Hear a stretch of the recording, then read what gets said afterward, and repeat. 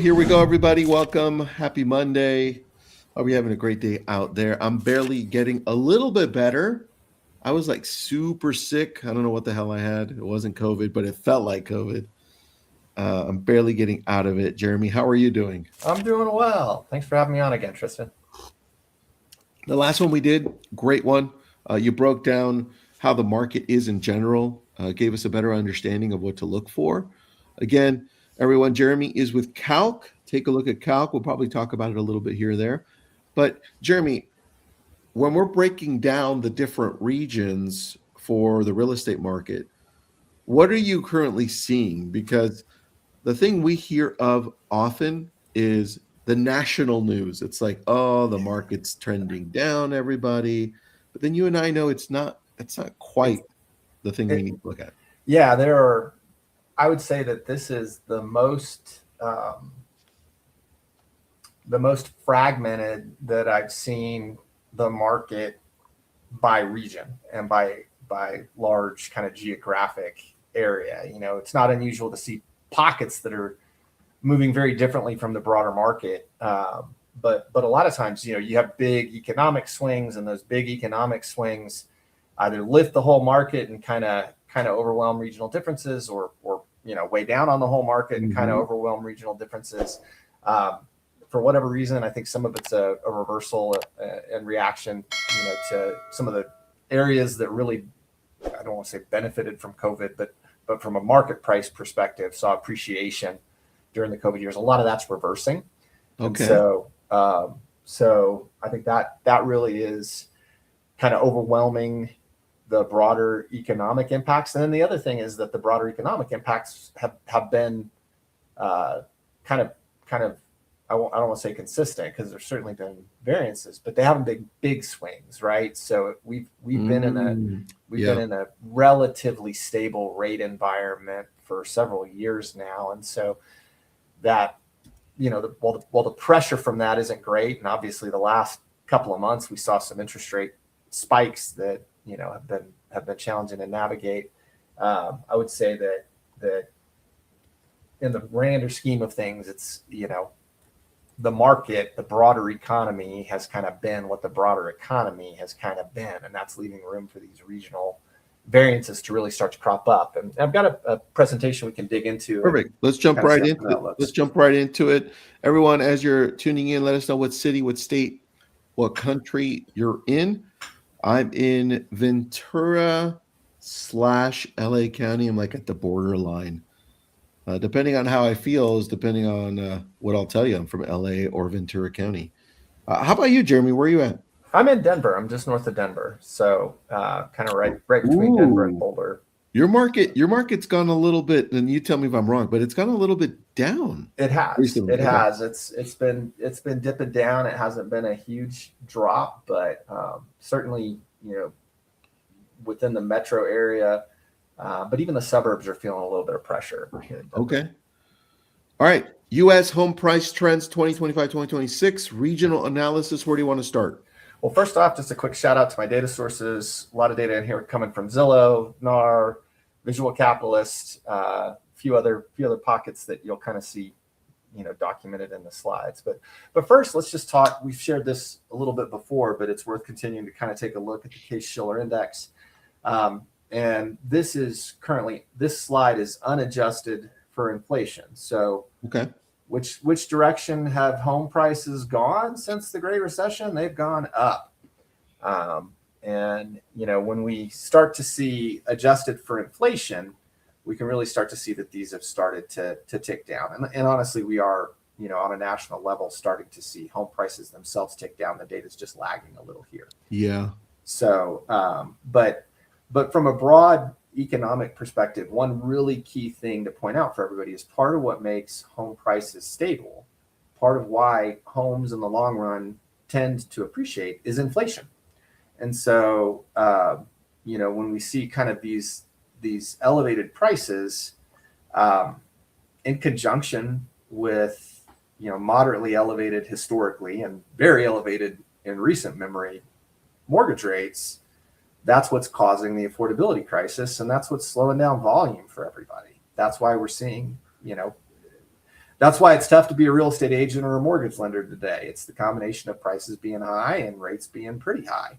Yeah. And so what needs to happen, I think, for the economy as a whole, for homeowners as a whole, for the housing industry and the people who live within the housing industry and work within the housing industry, is we're going to need to see, hopefully, prices gradually come down a little, and hopefully rates gradually come down a little, and inflation kind of eats away at it. And so if you have 3% wage inflation or 4% wage inflation, right? And somebody who was making 100 grand last year makes 104 grand the next year, and then a house that cost 500 grand last year costs 480 grand next year.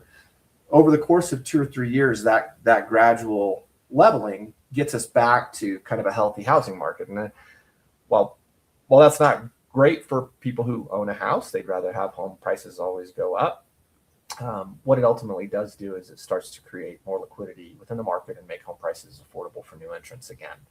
And so, and it beats the living daylights out of a crash, right? So it does, man. I honestly like the way it's been functioning now, which is gradual.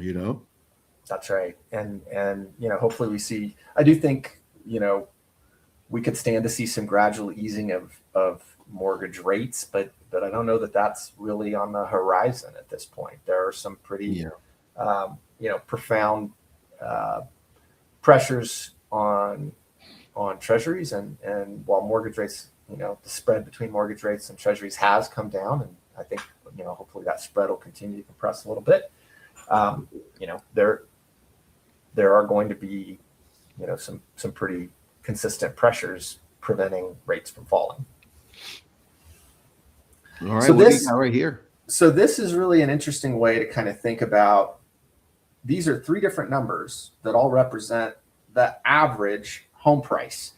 And when we talk about some of these regional splits that we're going to talk about in a little bit, I just mentioned how fragmented things are.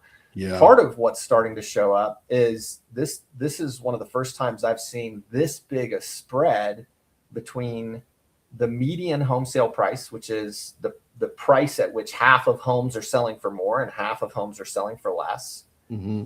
The mean sales price, which is the price where you divide the total sales price of all houses by the number of houses sold.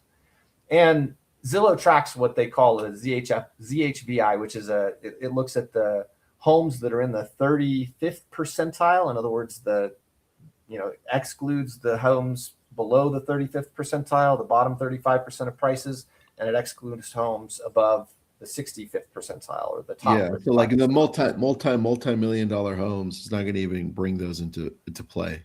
That's right. And so part of what you're seeing in the difference in these numbers, this is a pretty big difference when you look at the way that these are spreading out.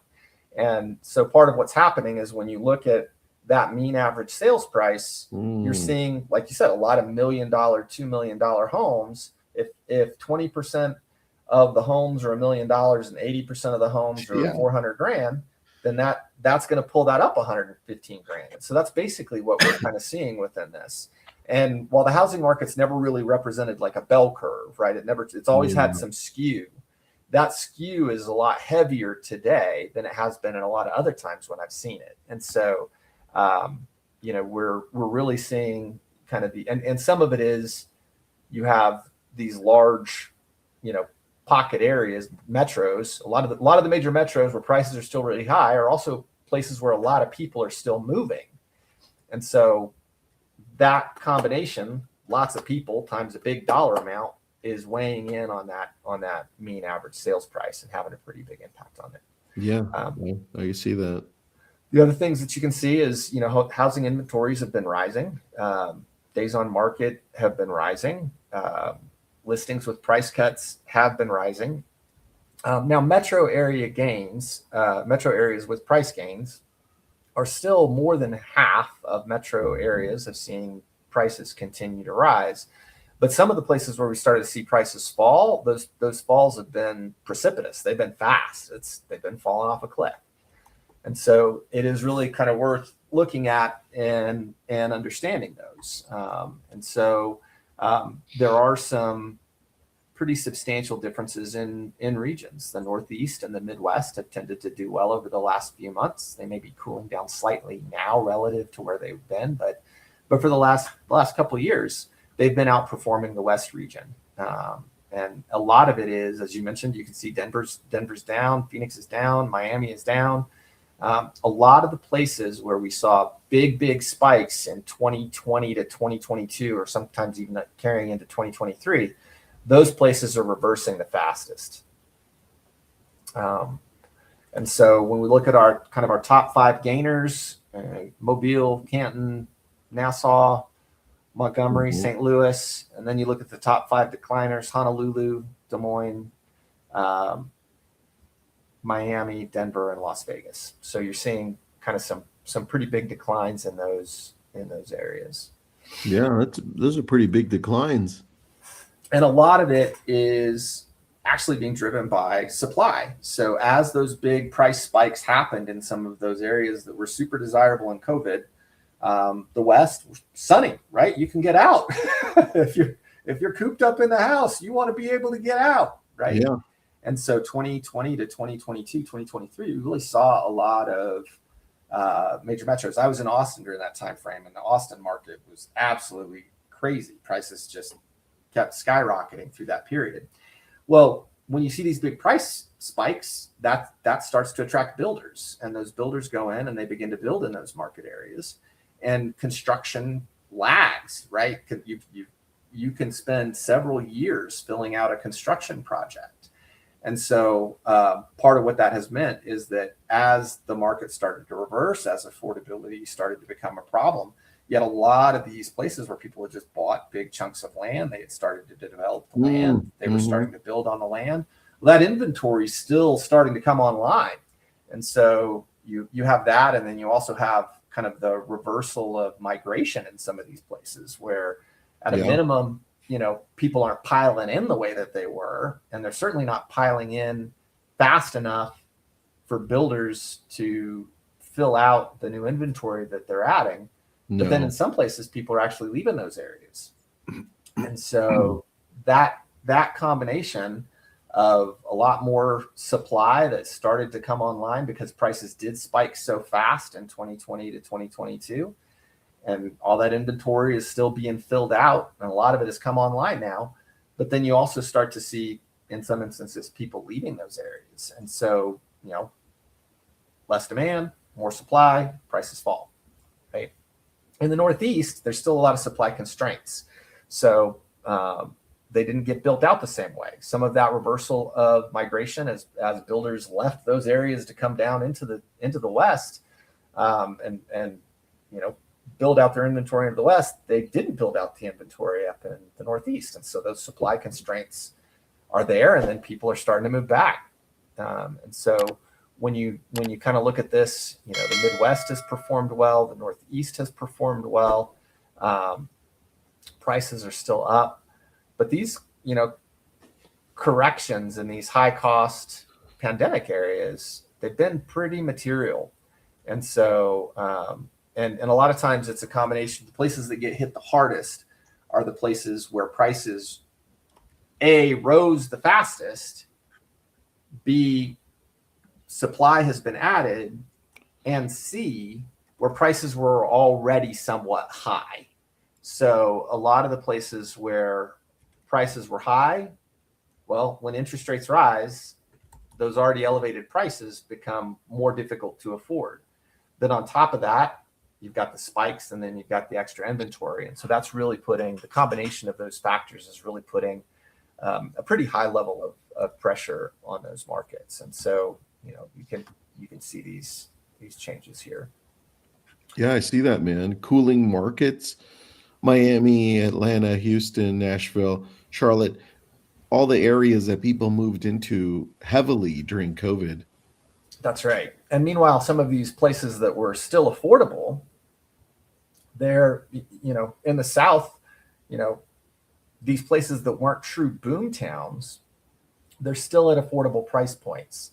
And so people who are looking to relocate, especially also people who can work remotely, Some of that has translated from a desire to work remotely in my dream city where I can't afford a house, to being able to work remotely from a place where I can afford to live and I can afford to buy. And so the combination of those things is really starting to to kind of change that. And then because those homes were affordable to begin with, they were already affordable homes, they didn't support new construction costs. So you didn't see this, increase in construction in those areas, because great, I can buy land real cheap in Mobile, Alabama. I still can't afford to build a house as a builder. And so that's kept construction tight. And that's led to some price growth in that market. Interesting, man. And so to kind of summarize, your question right at the beginning of this, what's driving these regional divergences? What's driving this difference in region versus the overall broader national market? Some of it is affordability reset. So we've seen some improvement in affordability as rates came down a little bit, but you still have a very elevated price and an elevated rate environment in these expensive metros. Two, again, we've kind of seen these inventory supply imbalances. We've seen this migration and demand shift, and then some of it's just natural correction from a spike, right? So we saw these very compressed spikes. These hot markets shot up very, very rapidly, and they're effectively giving back some of those gains. And so that's what we're really seeing at kind of a national level as you break it down. Help me out here, because when I'm looking at these different areas, these dropping areas and prices, these places going up, how does your company fit into what are the possibilities here? So we have to be more careful in home areas and in markets where home prices are falling, obviously, but we can allow and provide a way for people to move forward and give time for a real estate agent to sell a home.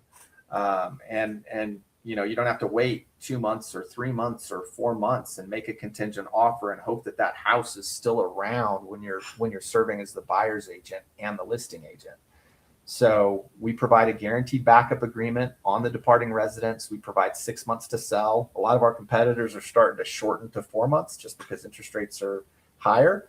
And so as they've started to shorten to 4 months, we're trying to really maintain that kind of longer time frame to give people time to sell.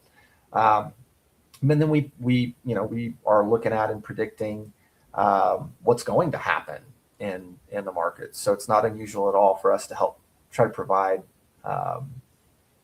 some pricing assistance for real estate agents, but most importantly right now, the ability to make a non-contingent offer in a hot market. A non-contingent offer is necessary to compete on the arriving residents. In a slower market, a non-contingent offer can let you negotiate for a much better deal for your buyer. And so a lot of times we're seeing real estate agents using these non-contingent offers able to save anywhere between 3 to 10%, negotiating more aggressively on the arriving residents. And our fee typically costs about 1% of the cost of the departing residents. And so, it's pretty common right now for us to see agents saving their homeowners anywhere between 3 to 10 times what our fees cost, and allowing them to have a more convenient experience as well. All right. So then explain the solutions you've got for agents that are working with Calque, because we have to use this to present to our sellers depending on the market, right? We've got buy, move, sell, then plus equity unlock, Yep. and then the option to build. So take me through them. So buy, move, sell is basic. We also may call it a contingency buster. It's basically we make a binding offer on the departing residence for the amount of mortgage that's owed. So your buyer's already got a down payment. They've already got, or they can tap into a down payment with a 401k loan or some other way to actually access that down payment. But they've got a mortgage on the departing residence that is preventing them from qualifying for a mortgage on the arriving residence. So we provide a guaranteed backup agreement. It's going to be a lower offer. And 98% of the time, the homeowners sell, their real estate agent sells that departing residence for full price. And so we give 6 months to sell. That offer is in place. If we buy the property, again, it's not an outcome we want. We're not here to buy the house. But if we do buy the house and we turn around and we resell it at a gain, then we return the difference after the additional transaction expenses, the real estate agent commissions, interest expense, title, all of those. Once those expenses are built out, if we sell it at a gain above our fee, we return that difference to the consumer. We charge a fee. Got it. And then where does our commission fall into this? How do we get paid from this? So you get paid for the product regardless. So let's say that the house is $500K and you have whatever the terms of your listing agreement with your homeowner are, we honor those terms. So let's say that the house is you've got a 6% commission, and 3 is going to go to the buyer's agent, and we're going to charge 3 as the buyer's agent. You're going to get the additional 3, but that 3 is going to be changed based on what that home sells for. So if it's a $500,000 house and you sell it for $500,000, you're going to get the 3. If we buy it for $350,000, you're going to get 3% of the $350,000. So that's the main difference. And obviously, it's not in our best interest or your homeowner's best interest to flip that home to us for a discount. That's not what we want. But you still get the commission terms based on the price that we're providing. Nice. What do you suggest then when we're sitting in front of different sellers and we're pitching them our services, how we do things differently? How would you say we should present this option? What would that look like? Make it about the arriving home. So, hey, Tristan, one of the solutions that I have in my pocket is Calque. If you work with somebody else, odds are pretty good you're going to have to make a contingent offer on the next house. You're not actually going to be able to close on that next house till you sell your current home. And as slow as the market's been moving, I can't tell you when that's going to be. Neither can they. And they may try to tell you that they can, but they really can't. But what I can do is with Calque, I'll get a guaranteed backup agreement for you. That'll allow us to close on the arriving residence. It's going to let me negotiate more aggressively. I'll probably be able to save you anywhere between 3 and 10 times what their fee costs you. You're going to close. You're going to move into that next property, and I'm going to have 6 months to sell your departing residence. And so that's going to allow us to negotiate a lot more aggressively on both sides of this. And that, it's not, I'm no longer trying to convince you that it's my charm and good looks that's going to get me a better price on the arriving or the departing. I've got a real negotiating, leverage creating tool here. So would you say if they've already found the home that they like, what would that even, Absolutely. would you guys fall into this even more than normal? Absolutely. In fact, that's a lot of what we're seeing right now is people who they've got their current home listed. They found a house that they want. They made a contingent offer. They're going to miss their closing date because the departing residence didn't sell in time. They don't have a contract on the departing residence. And so they're about to lose that arriving residence. And that's really, a lot of times we're not going to be in time to advance the like if you're coming to us 2 weeks before you're supposed to close on the next house, then that's not a lot of time to get a home equity advance on so the other one plus equity is you get a home equity loan, home equity advance, home equity line of credit on the departing residence, and use that to make a down payment on the arriving.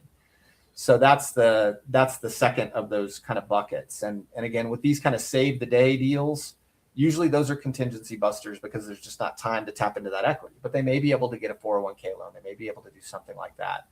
And in that case, we're seeing a pretty strong need for, hey, I'm about to lose the house that I've got an offer on. They're going to put that back on the market because I haven't sold my departing residence. And we can swoop in and a lot of times save the day. I love that, man. I love that. All right. Anything else you want to bring up with Calque? I think that's because it. I know you guys have been around for a little bit. going on 6 years now. It's pretty wild. I like it. And then do you cover the whole country? Everywhere but Hawaii and Alaska. All right, that's typical. Yep. And they're, really rural markets. If you got 1,000 people in the town, we're not going to be a fit. So we tend to stick to markets that are 7,500 population plus. I like it, man. I like it. Thank you so much. I always enjoy our conversations because you tell me where the real estate market is, where the real estate world is, and then we can apply Calque to the different markets. So, I always love visiting with you too, Tristan. So appreciate the time and hope you have a great day. Thanks, Terry. Thanks, man. Awesome stuff. I appreciate that comment. Thanks for being on here. And you know what, Jeremy? Next round, I'm going to show you something I built on Perplexity Computer, where I'm tracking all of the different markets as well. Nice. So I think you'll enjoy it. You'll appreciate it more than the normal average. I would love to see it for sure. So, Terry, yeah, it looks like we will be in San Diego, so I'll probably see you there in July. So, thanks, everybody. Thanks for tuning in. Jeremy with Calque, take a look at them. Reach out to me with any questions. Have an awesome day, everybody. Thanks, Jeremy. Thank you.